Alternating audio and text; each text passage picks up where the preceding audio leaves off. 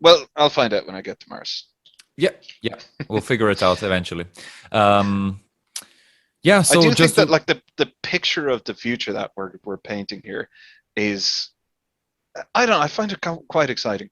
I think you were talking about, the whole the holistic view of the body and the feedback loops and everything from our psychological well-being and our sociability and all of that and the lack of green spaces.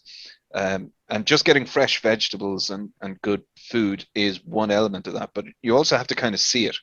And vertical farming is sort of tucking that away. It's taking now what it'll probably end up doing is freeing up an awful lot of green spaces to be natural and to have, the reforestation of Ireland, for example. Ireland used to be carpeted by forest, and it has been largely cleared away. I'd say about 90% of the forests that used to cover this land were cut down in favor of farmland. And now you travel Ireland, and it is beautiful and it is very, very scenic, but it is quite artificial at the same time because you're mm, seeing squares, a patchwork quilt of squares up the sides of mountains and so on. mhm. Maybe in 100 years' time, that all of that will be forest. And like there was this phrase, and I'm sure a lot of people from urban environments will uh, identify with this phrase because adults, when I was growing up, would be going through an area, they'd always say, I remember when all of this was farmland. And that they'd be talking about an urbanized area with Yeah. like buildings and stuff.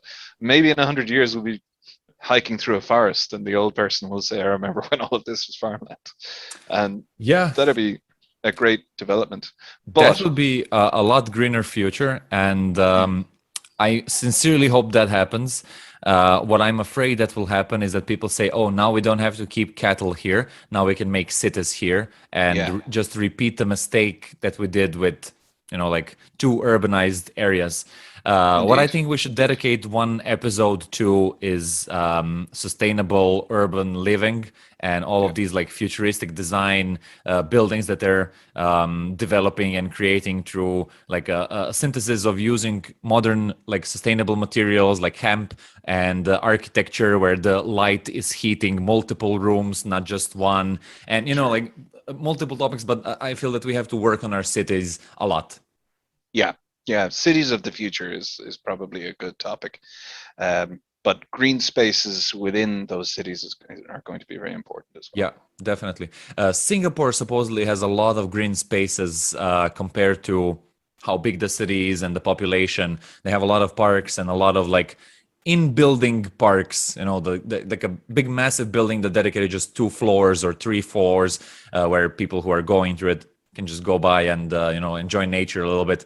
Mm, Shopping malls with a lot of trees planted inside, and to me it actually looks a lot more beautiful than just like concrete and glass. So I'm sure. definitely for the greener version.